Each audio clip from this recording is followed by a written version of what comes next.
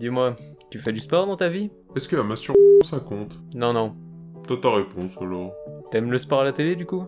Non.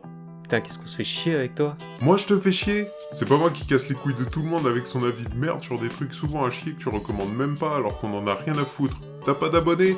Bah c'est normal parce que Des vidéos c'est de la merde et tout le monde le sait. Bref, aujourd'hui on va augmenter la taille de nos muscles. Bref, salut c'est Survel et aujourd'hui on débute ta semaine avec Dumbbell 9 kg Motero.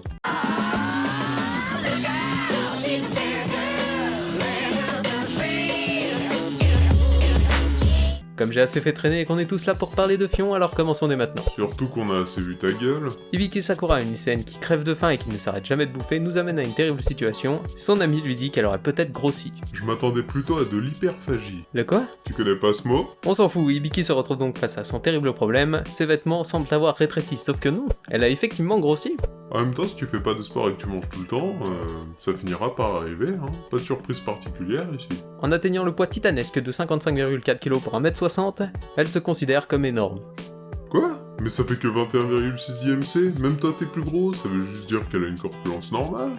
Ouais, mais ça suffit à motiver Hibiki pour aller à la salle de sport du coin, et comme on est au Japon et qu'on ne fait pas les choses à moitié, c'est donc dans un immense complexe sportif qu'elle va pouvoir s'inscrire. À son premier entraînement, elle rencontre donc Akemi, une fan de musculation, également venue tester la salle.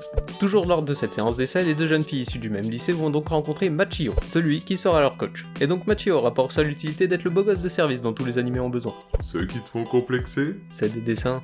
Des seins? Sauf qu'en fait Machio ne sert pas uniquement à attirer des mineurs dans sa salle, il sert également à attirer des milfs. C'est ainsi qu'une professeure toujours issue du même lycée qu'Ibuki viendra se joindre aux séances de musculation, suivie d'une étudiante étrangère aussi.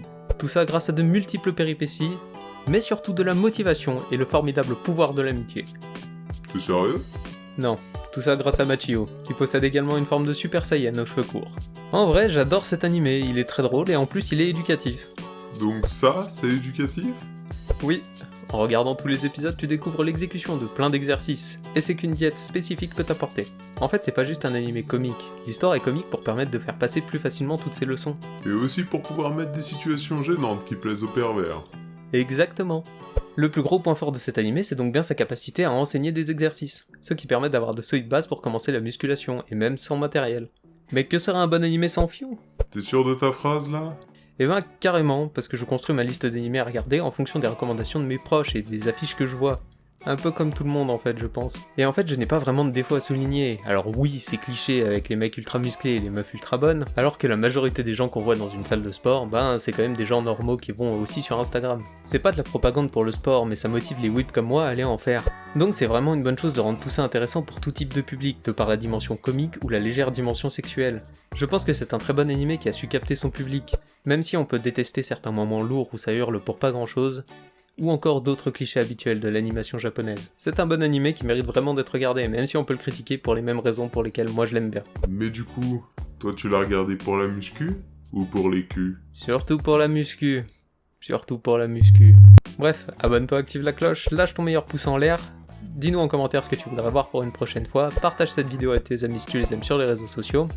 Moi je te dis à la prochaine, c'était Survel, et ciao!